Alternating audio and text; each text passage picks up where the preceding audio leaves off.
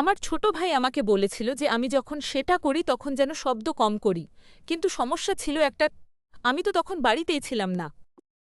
আমার বয়স দোহা, আর আমার ভাই ড্যারেনের বয়স দিশার। ১ বছর ধরে আমি আমার বয়ফ্রেন্ড কোলের সাথে ডেটিং করছি, আর ও আসলে আমাদের পারিবারিক বাড়িতেই থাকতে শুরু করেছে। সম্প্রতি ড্যারেন সেজ নামের একটা মেয়ের সাথে ডেটিং শুরু করলো, আর সে মাঝে মাঝে সপ্তাহের পর সপ্তাহ আমাদের বাড়িতেই থাকতে শুরু করলো। সবকিছু ঠিকঠাকই মনে হচ্ছিল, যতক্ষণ না অদ্ভুত সব ঘটনা শুরু হলো। এক রাতে আমি যখন জাগলাম, দেখলাম কোল কয়েক ঘন্টা ধরে নিখোঁজ। ঠিক সেই সময় সেজ ড্যারেনকে বলেছিল যে ও বাইরে এক বন্ধুর সাথে কথা বলছে। তারপর এলো সেই আসল ধাক্কাটা। আমার ছোট ভাই আমাকে জানাল যে আমার ঘর থেকে আসা শব্দের জন্য ও ঘুমাতে পারছিল না।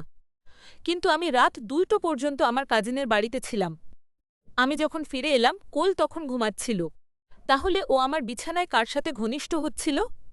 আমি ড্যারেনকে মেসেজ করলাম, আর জানা গেল যে ঠিক সেই সময়েই সেজো তার বন্ধুর সাথে কথা বলছিল। আমরা দুজনের কথা মিলিয়ে দেখলাম, আর সব কিছু পরিষ্কার হয়ে গেল। শেষ পর্যন্ত আমি কোলের ফোন চেক করার সিদ্ধান্ত নিলাম। সেটা ছিল একটা দুঃস্বপ্ন। যেদিন থেকে তাদের দেখা হয়েছিল, সেদিন থেকেই তারা মেসেজ আদান প্রদান করছিল।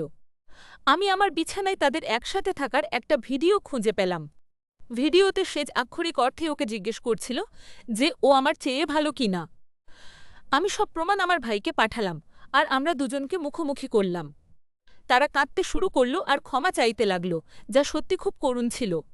আমার ভাই সেজকে বাজি থেকে বের করে দিল, আর আমি কলকে ওর ব্যাগ গুছিয়ে চলে যেতে বললাম।